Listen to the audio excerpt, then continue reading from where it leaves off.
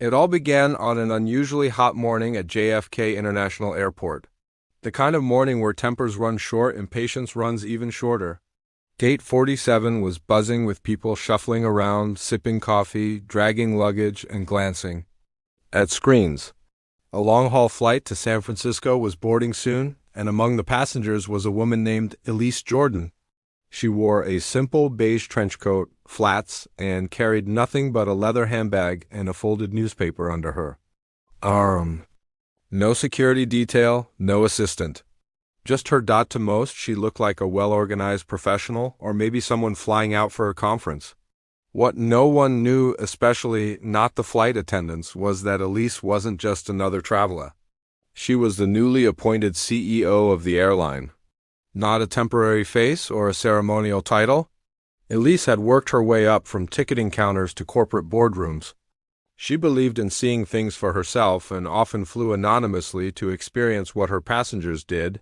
That morning, another story was unfolding right behind her. Malik, a 17-year-old black high school student, stood quietly near a pillar with his worn-out backpack slung over one shoulder.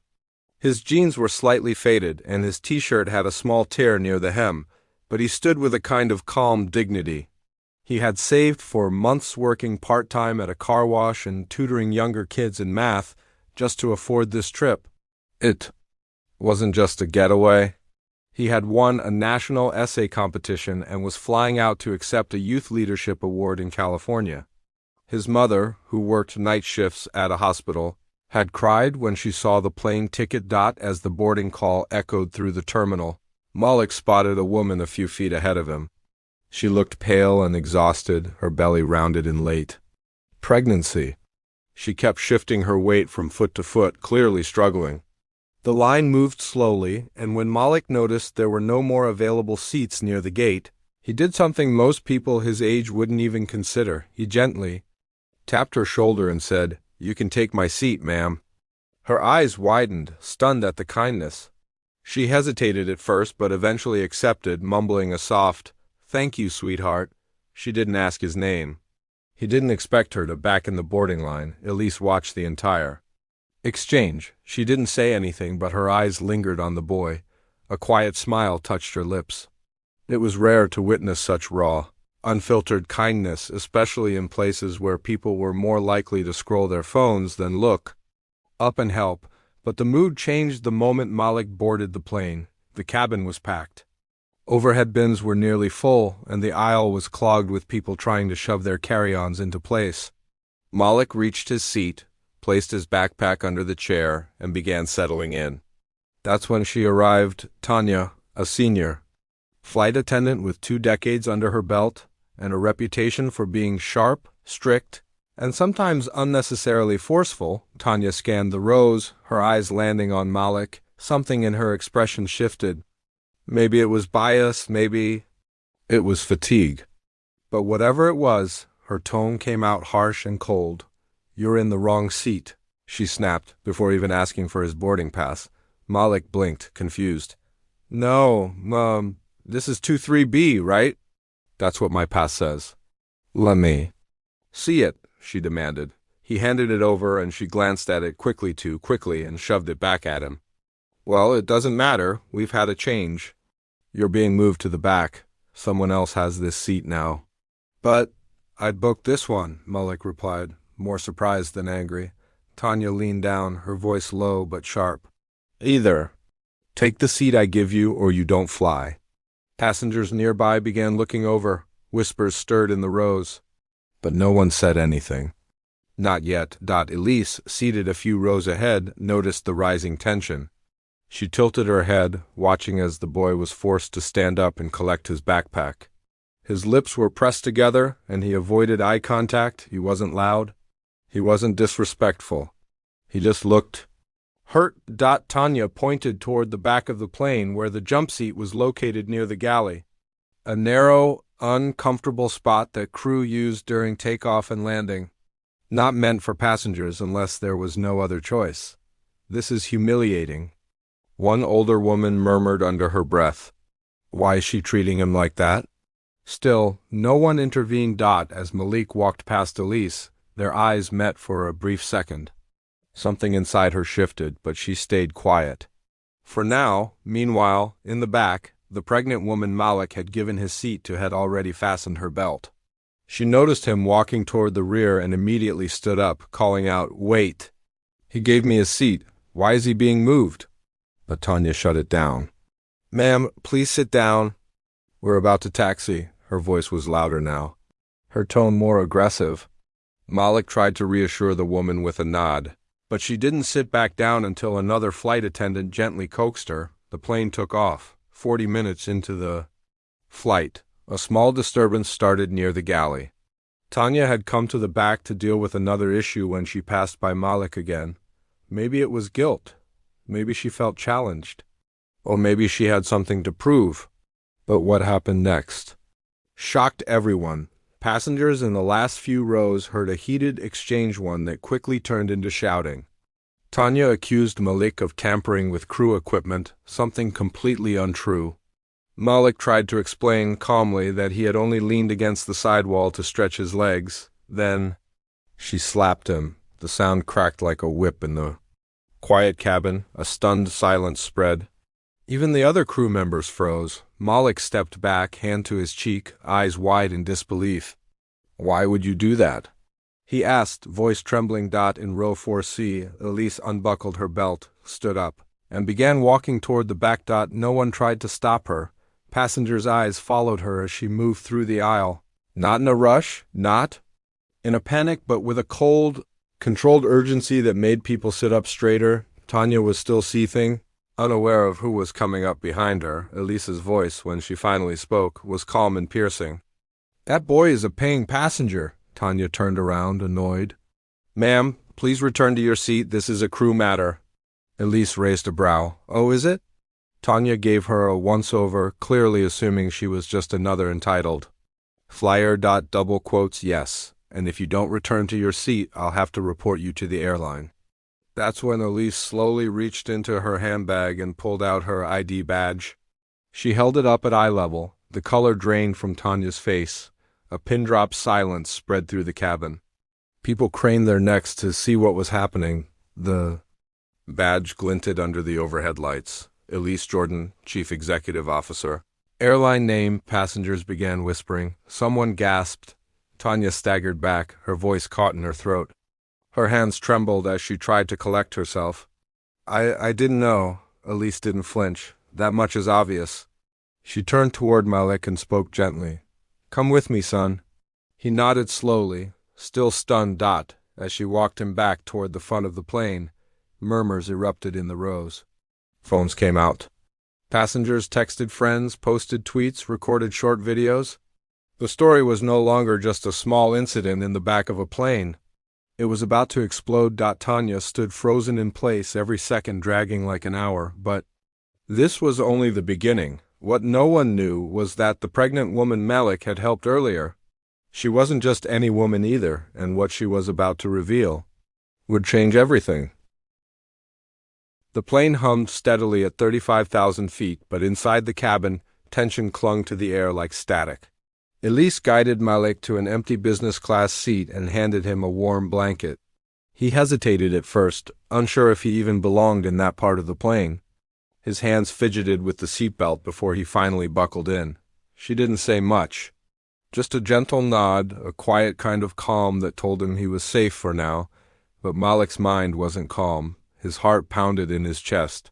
He kept replaying everything that had happened since the boarding gate. The way Tanya had looked at him, the sharpness in her voice, the disbelief in her eyes as if he didn't deserve to be there, and then the slap. His cheek still throbbed slightly, not just from pain but from shock. He'd never been hit like that in public by a stranger in front of so many people. He wasn't even sure how to explain it to his mom later. She'd be furious. But more than that, she'd be heartbroken. Elise remained quiet beside him, occasionally glancing down at her phone. She wasn't just CEO by title, she handled things herself. And right now, she was reading through crew performance reports, flight logs, and internal complaints. It wasn't the first time Tanya's name had popped up in such situations. A few months ago, There had been whispers, a family claiming she had accused their teenage son of sneaking into first class, even though his upgraded ticket was valid. Nothing had been proven, and it had been swept under layers of bureaucracy, but Elise hadn't forgotten that report. And now it felt like it had just come back to life in front of her, toward the back. Tanya stood stiff near the galley, her hands clasped so tightly the skin around her knuckles turned pale. Her fellow crew members didn't say much. One of the younger attendants, Rachel, kept stealing nervous glances at her. She was new, just 6 months into the job, and had always admired Tanya until now. That admiration was quickly turning into quiet dread. Rachel had seen the slap. She'd seen Malik's reaction, and something about it left her shaken. She hadn't been able to step in then, paralyzed by the rules, the fear of stepping on senior toes. But she knew someone had to speak. Up, meanwhile, seated a few rows behind Elise, the pregnant woman shifted uneasily in her seat. She had been silent during the confrontation, her face pale, her hands resting protectively over her stomach. But now, as the murmurs traveled up and down the cabin, her mind was racing. Her name was Claire Bennett, and while most people assumed she was just a tired mother-to-be flying home, she was something much more significant. Especially to Elise. Claire was an independent federal consultant for the Department of Transportation. She had been placed on this flight by a government contract to conduct a quiet audit of in-flight crew behavior and passenger treatment. The airline had been flagged for several complaints involving racial profiling and improper treatment of passengers of color. No names had been mentioned in the audit order, just the flight number and the route. Claire had chosen to fly as a regular customer, no priority tags, no staff alerts, and now she found herself in the middle of a real-time case. She hadn't expected it to escalate like this. What made her stomach twist, even more than the slap, was how Malik had responded. With restraint, with dignity. She could tell he had been taught to stay calm even when wrongly accused. That quiet endurance had stuck with her. And the way Tanya had dismissed her when she tried to speak up, it reminded Claire of all the times women, especially women of color, had been silenced in plain view. She reached into her bag and pulled out a small notebook, the kind that didn't look important to anyone else but was full of observations. Her fingers trembled slightly as she jotted down notes. She didn't know what would happen after landing, but this incident was going straight into her report, not just as a disciplinary matter, but as evidence that change in the airline wasn't optional anymore. It was urgent. Back near the cockpit, Elise quietly made a call from the seat's in-flight handset. It wasn't loud. It wasn't dramatic, but the line connected directly to the airline's internal security and operations team. A soft voice answered. Elise spoke a few low words, confirmed her identity, and instructed them to prepare a landing team upon arrival. She didn't want chaos. She wanted the truth handled. Quietly but firmly, no cover-ups. No second chances. Malik looked up from his seat. I didn't do anything wrong, he said softly. Elise nodded. I know you didn't. I just wanted to stretch my legs. I didn't touch anything. I believe you. He looked away, blinking fast. This was supposed to be the biggest day of my life. I was going to get an award. My mom's never even been on a plane. She was so proud. Elise's expression softened. She's still going to be proud, Malik, more than ever. Passengers continued whispering. Phones were still recording quietly. Some were texting friends, some looking up who Elise Jordan was. A couple of journalists on board had already realized who she was, and they were drafting tweets they weren't sure whether to send.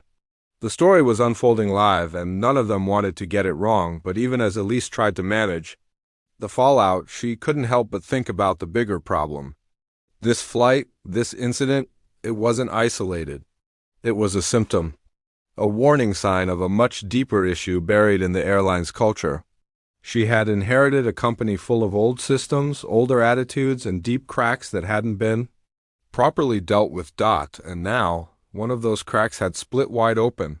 35,000 feet in the air. Tanya remained in the back, occasionally checking the cabin, but her voice had vanished.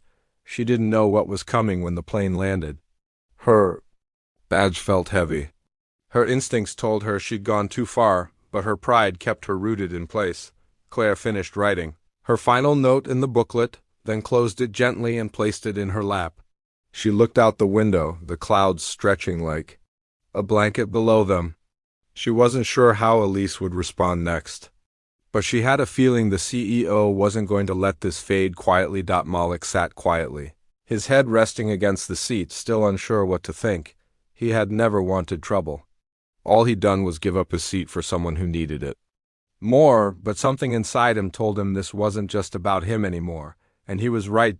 Because when they landed, the real storm was waiting. The seatbelt sign lit up again as the captain's voice came over the intercom, calm but firm, announcing their descent into San Francisco. But inside the cabin, there was nothing calm about the atmosphere. Eyes darted toward the front, to where Elise sat, still silent, still composed, next to Malik, at the back. Tanya had retreated to the jump seat, her face pale and distant. The passengers could sense something brewing, something bigger than just a bitter disagreement. Malik kept his hands folded in his lap, knuckles tight, trying not to look around too much. He didn't want more attention. But even without trying, he had become the center of it all. A teenage boy who had done nothing wrong, now caught in the middle of a flight scandal that was quickly spiraling out of control. Every second that passed made him more unsure of what would happen when the wheels touched the ground. Would there be police? Would they try to twist the story? Would people believe him?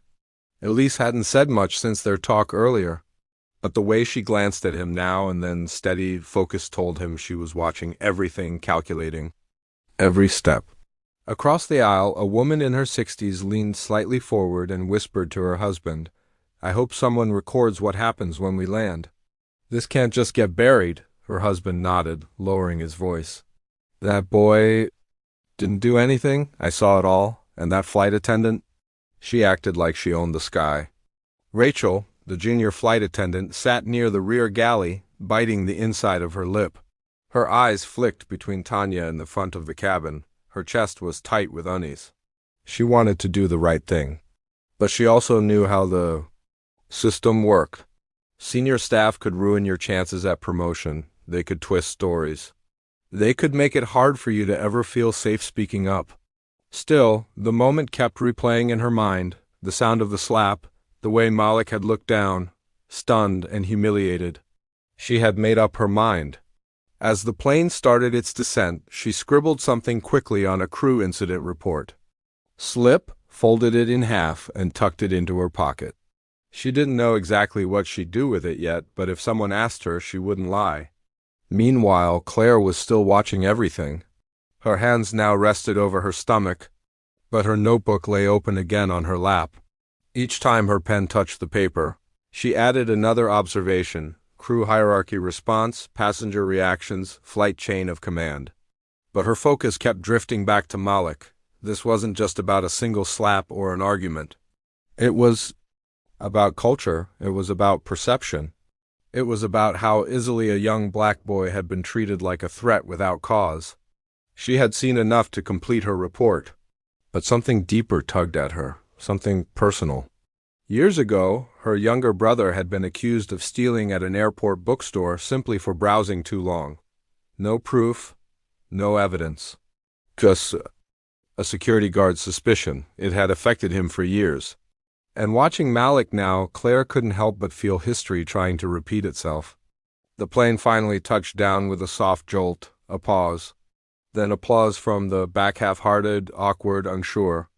The moment people had been waiting for had arrived, but no one stood up. They were waiting. Outside on the tarmac, two black sedans waited near the gate.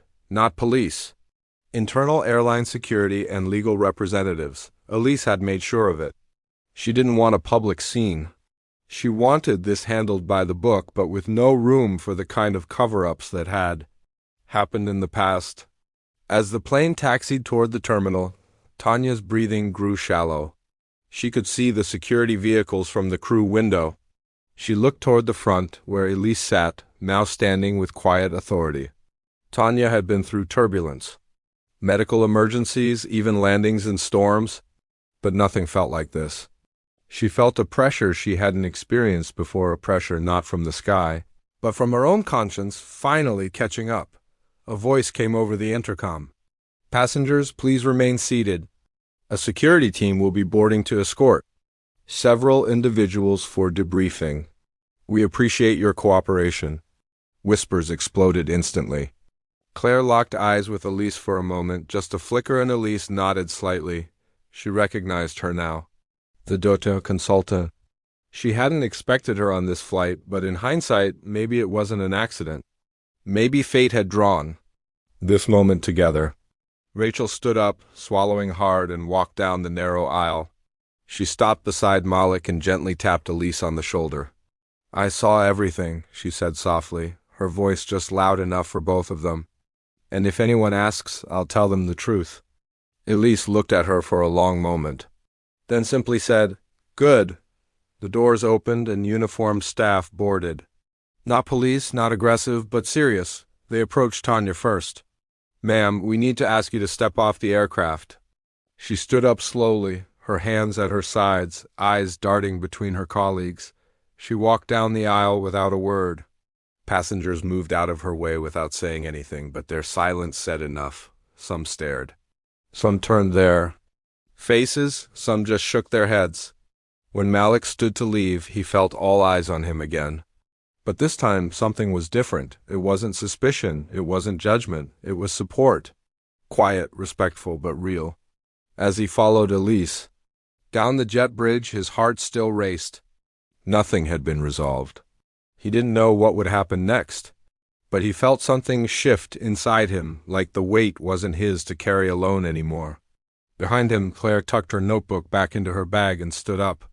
She wasn't done either. There were more questions to ask, more voices to be heard, and more truths waiting on the ground. The terminal buzzed with the usual noise, luggage wheels rolling over tile, announcements echoing through the speakers and passengers rushing to catch their connections. But just beyond Gate 16, a small group had formed near a restricted area, where security had quietly escorted Malik, Elise, Tanya, and a few others for debriefing.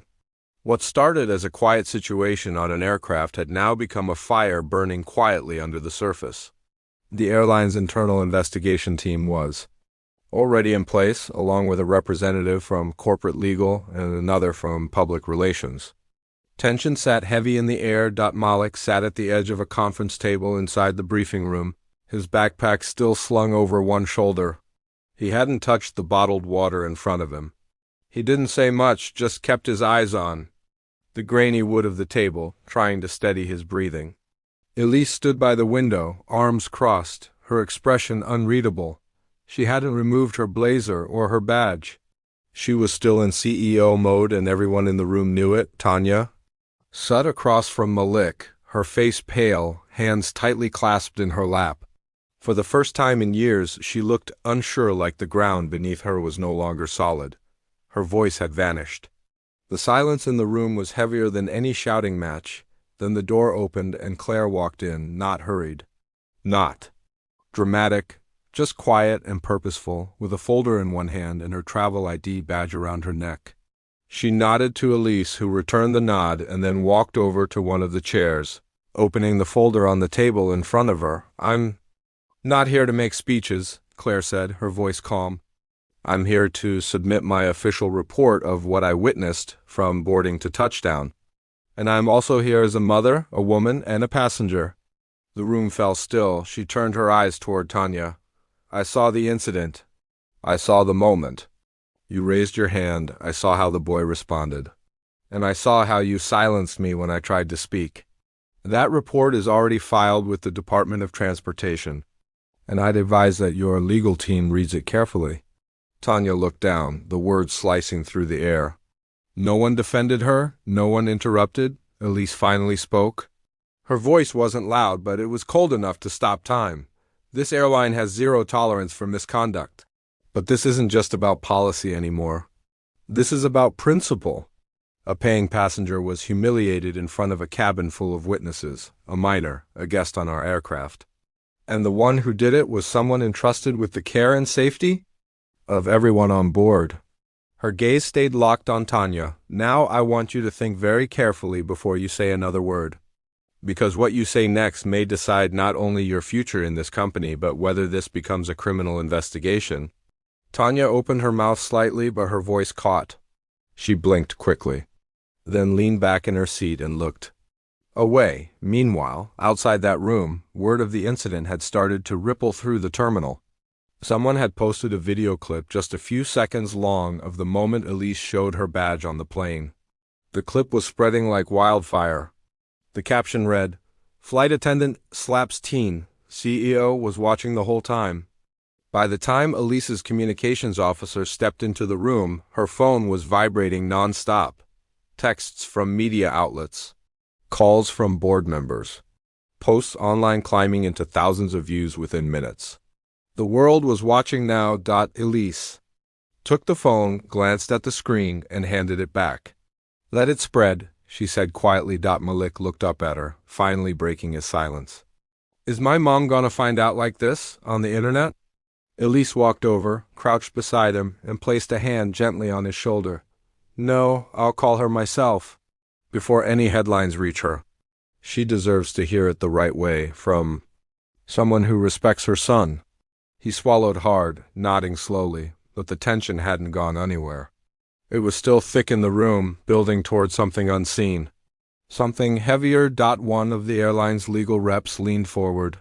"We need to be careful how this unfolds publicly. The company's reputation is at risk. There could be lawsuits, regulatory fines. We recommend we suspend the crew member quietly and handle this behind closed doors." Elise turned toward him slowly, her voice like steel. "We didn't build this company by hiding behind closed doors. We built it by flying above the clouds. This situation will be handled with transparency, not spin." Her words cut through the lawyer's polished tone. He leaned back. Then came the knock. A man entered. Late 40s, clean-cut, wore a Homeland Security badge. "Elise," he said, "we need a moment." Claire's report caught the attention of federal oversight. "There's more here than just the in-flight incident." Everyone turned. "What do you mean more?" Elise asked, her eyes narrowing. The man held up a document folder. "There have been previous complaints filed against this crew member, but some of them never reached HR. It seems someone within the system rerouted or dismissed them quietly." Elise's expression changed. "Are you telling me there's a cover-up inside? Our own company?" He nodded. "It's starting to look that way." Malik's head slowly turned toward them, unsure what any of it meant. Claire stood up. "This is bigger than Tanya," she said. "This is about what your airline allows to slip through the cracks. The slap is just the surface. There's a pattern." Elise nodded once, then turned to her assistant. "Call a full internal audit. Every past crew complaint. Every case marked inconclusive or dismissed. I want the full chain of command." Investigated. The assistant quickly stepped out, phone already in hand. Malik whispered under his breath, "What's happening?"